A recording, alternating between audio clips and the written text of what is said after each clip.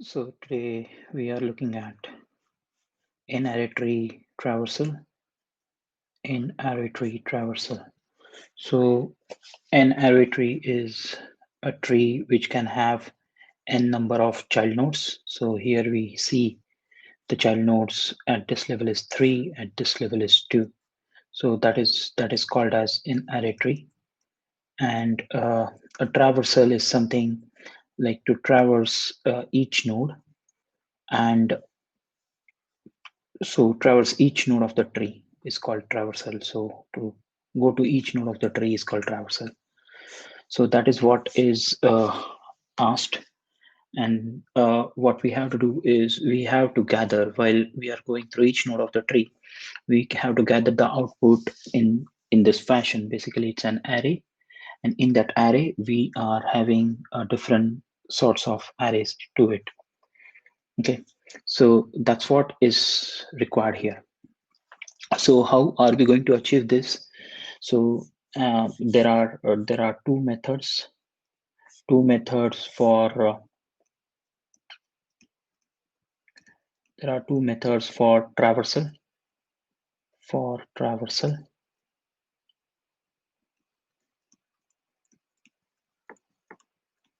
So the first one is BFS, that is breadth first search, and second one is DFS, that is depth first search. So the breadth first search is it goes at each level. Basically, it will go here, then it will go here, then it will go here. So when it goes here, then we have to read three. So one is red, then three, two, four is red, and five and six is red.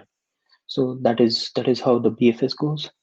And the way the DFS goes is basically the DFS is depth first search. We don't go the breadth wise, we go the depth wise. So depth wise is we start from here and we start going like this. Then we come like this. We go like this. We come like this. Go till here. We'll come till here. We'll go till here. We'll come till here, and we go back. So these are the ways the DFS works here. Now, looking at the problem, what we know is we have to get an output in a fashion where we see that it is depending on a level. So if we see here, what is requested here right now is we have to get this output first, then this output first, second, sorry, and then this output as the third one. So looking at this pattern, the BFS seems to be a good pattern to do it. So how can we do it? So for doing it, let's start writing a function which can do it. So this is the class node which has been given. So class node will have a node and it will have a value. So class node is um, it will have a value maybe one, and then it will have a list of children. So this will be a list of children's. So this can be a list of children's. Okay, it can be a list because we don't know how much it is in it. Sometimes it might be three, sometimes it might be two, sometimes it might be four for any of the nodes, sometimes it might have not anything. Okay, so that's the one. That's why it is a list of the children. So that is the thing. And then so this is the class which we have to follow. Now let's start writing one function, what we can do. So we are writing one function in Python which can traverse it with BFS and try to print this output. So let's try writing it. So we take a function. So let's define a function. We'll define a function as BFS. Okay. What it will take? It will take a node because every time when we traverse a tree, we are given a root. Okay. So we will take a root of the node. That is how we get a tree. So we always go to the root of the tree. Now, what is the thing which we can check when we get a root of the tree? Okay.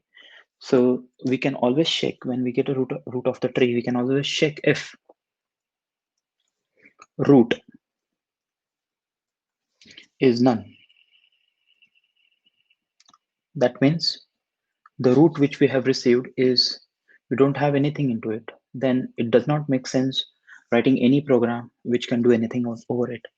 Okay, so what we can do is we can return, in such case, we can return whatever is requested for. So here we will return an empty array because we have nothing to it.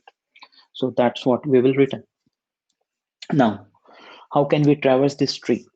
Okay, so this is the base case. So we call this as a base case. So this is a base case. Okay, base case. So once this base case is done, so we don't know that we have some route to traverse. How can we go ahead for doing that? So for doing that, we will surely need some collector in which we are storing some data, and then we use that for traversing each node. Okay, something like that we will require. So when we reach here, uh, so let's take a queue. Okay, so let's take a queue uh, for doing this. Okay, so or any even a stack will be good for here, but let's take a queue. What does queue does? Okay, so I have to import collections, so I don't have space here. Let me try to move some things down if I can. Okay,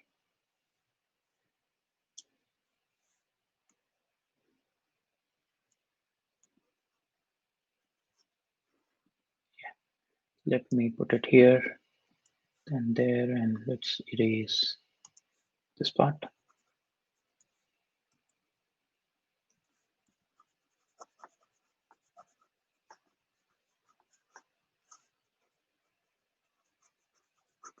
Sorry about that. Okay, so let's take a queue here. So for that, we have to import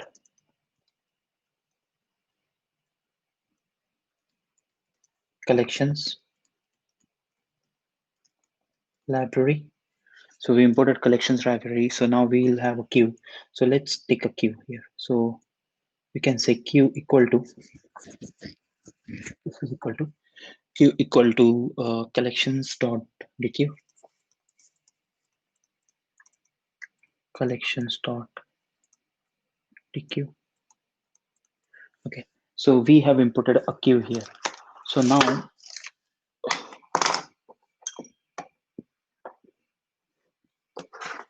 what are we doing with the queue? So every time we visit a node, we put that node into the queue. Okay, so we have to push this into the queue. Okay, so queue dot append,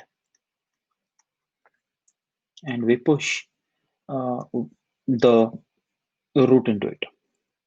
So now root went into the queue. So root is there in this my queue.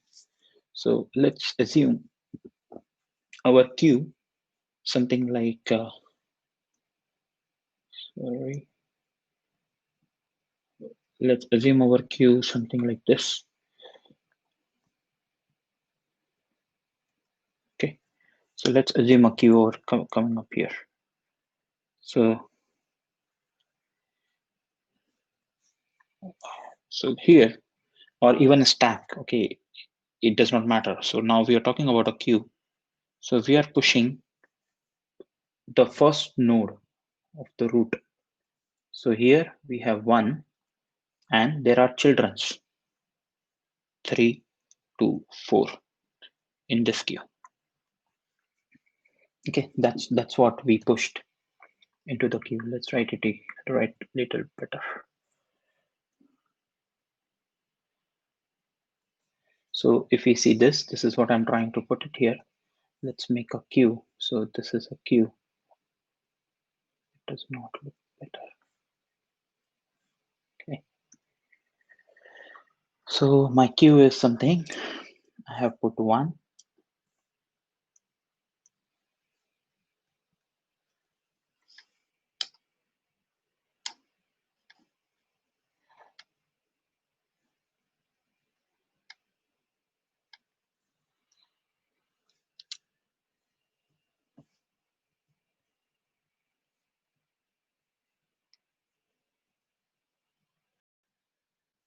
So let's continue. So what we are doing, we are putting a queue here. So my queue has value 1. My queue has value 1. Takes a pic. Queue has value 1.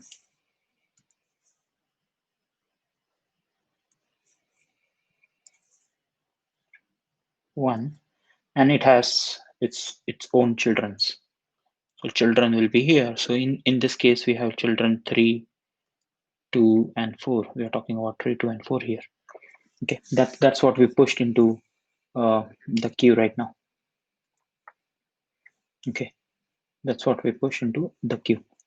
So after doing that, we also required some result to store the data. So we'll declare a result array to store that data. Now we have to print that data. So what we have to do is we have to go here and start printing this data.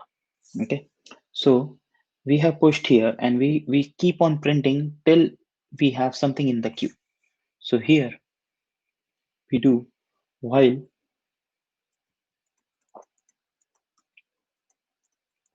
length of queue is not equal to 0.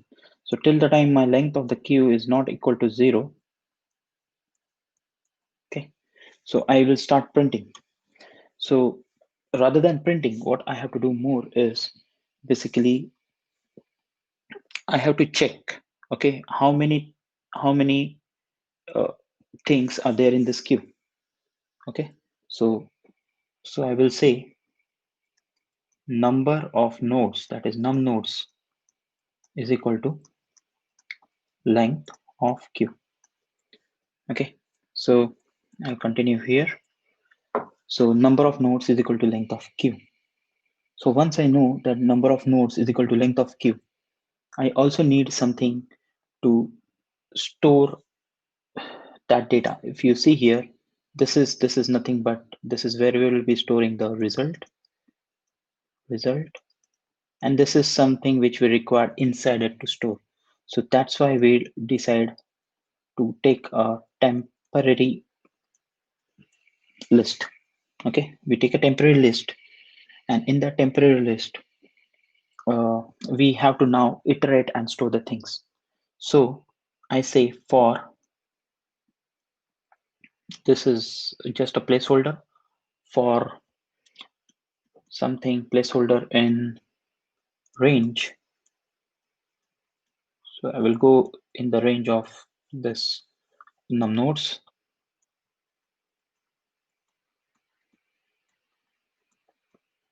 Okay, so when I'm going in the range of num nodes, I will start popping out each and every children of it. Okay, so for range in num nodes, so what I will do, I will store that node first. So node is equal to, I pop it from the queue dot pop. So in Python it is written as pop left. Okay, so pop left. So because we have to pop it from the down, right?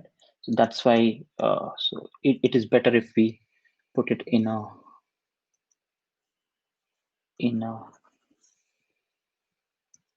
left right structure. So let me do that quickly.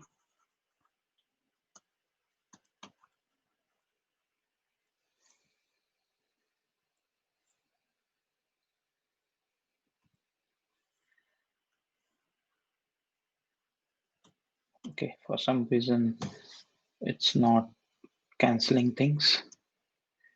So let us continue with it. So let's take this is the array. So we had one here with its children, and that is what we are popping out. So pop left, that's why we use pop left. So we pop it from the left now, and what we do, so we pop left it and store it in the node. So now I have a data in this node here. Okay, I have data in this node, and then Once I have popped it out, I will store it in my temp. So temp dot append, I will store node dot valve, because we don't have to store the node, we have to only store its value. So that's the reason we are storing node dot valve. Now, once we know that we have done that, uh, we have to again iterate, because this, if you remember, this node is done. So node value is done, but we are still pending with its child. So what we'll do, we'll iterate for, okay, for child in. So what this node has? Node has a children. So node dot children. Okay. So for this node dot children, uh, we will iterate, and each time we iterate, what we do.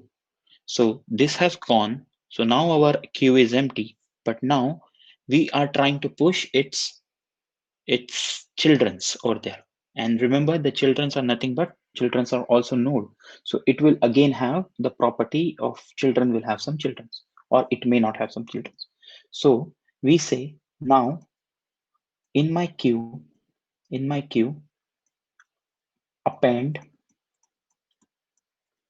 the child.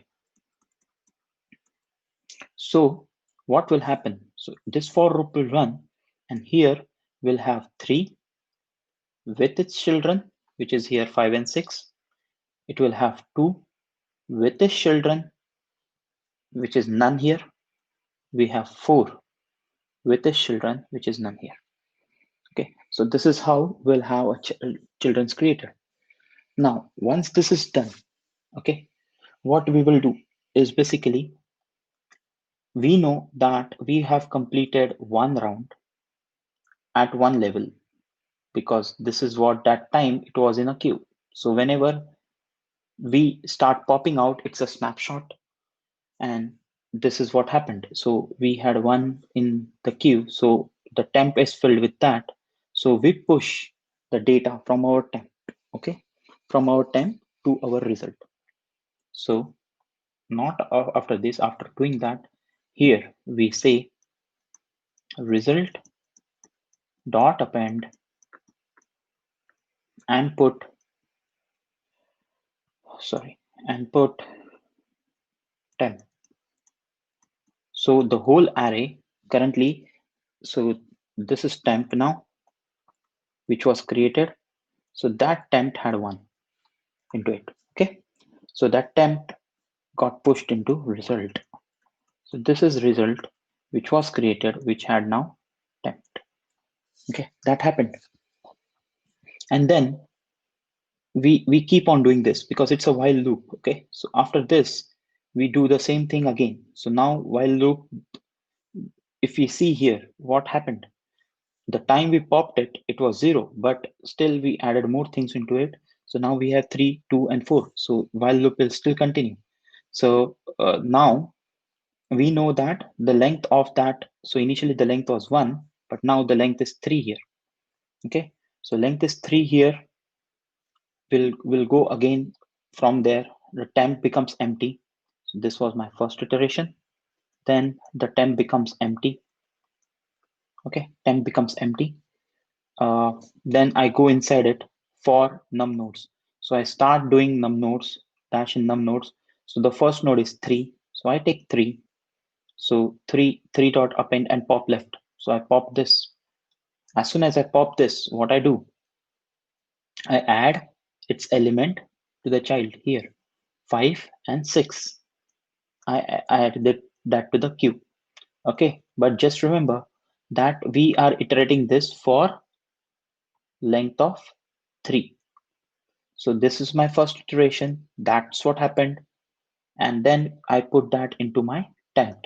So temp gets filled by 3. It again, so this has been done. It again goes here because length is not 0. Now I again go in this for loop. I pop second. There is nothing in second. I add second here. I again go here. I come to the fourth one. I pop 4, I add that 4 here, and it has nothing, so nothing goes in my queue. Okay, so that's what happens here. So my result is 10.4. So here I append that result. Result is appended now. It was already with 1. Now it is appended with 3, 2, and 4. Okay, that's what happened in my second iteration. Now my queue is still not empty. My queue is still not empty. So I know my queue is still not empty, but that time I will take a snapshot of this, which is nothing but num nodes equal to length of queue. So my length of queue now is 2. So my length of queue now is 2. Okay, my length of queue now is 2. So for that 2, what I do? I again overwrite with temp with empty array or empty list, and I start iterating for that num nodes. So for the first num node, I pop 5, I popped 5, and I append it to the temp. So my temp is equal to 5. I see for child in, but 5 had nothing to do with it. So nothing goes in the queue. Okay, nothing goes in the queue. And then nothing goes in the queue. But then I add, so I again go to the for loop. I see there is a 6 into it. I add 6 into it, which here it has nothing to do with it. Now my, and then my result here will be appended equal to 1, 3, 2, 4, and 5 and 6. That is the result has been appended now. So result has been appended now, and this whole while loop comes to an rest because there is nothing. Now the queue is equal to 0. So it goes out of this while loop, and here we have to return result. And this is the completion of the traversal. This traversal can be also used not only for an array. Okay, we can use it for a binary tree. So we can also use it for binary tree. The only difference will be binary tree won't have this way. Let's take some other color. Okay, so binary tree won't have children's here. It will have a left and a right node because it's a binary tree. It will only have 2 nodes, left and the right nodes. So what happens here? Instead of doing a for loop, okay, we will be doing for left in node dot left, and then queue dot append. We will do left, and or it is not a for loop. It is basically if. Here it will be an if. It is not a for loop. My bad. It cannot be a for loop here because it's just one node which we have to check. So the condition will go as if node dot left is not none, right? If we have some left node, then append that left node. Okay, and if we have node dot right not none, then queue dot append right. So this is the only change it will have in it, but the things will come to the rest here. So this is how we write a binary tree or an array tree traversal and collect its nodes in different lists at each level. So this is how it happens. Okay, thank you.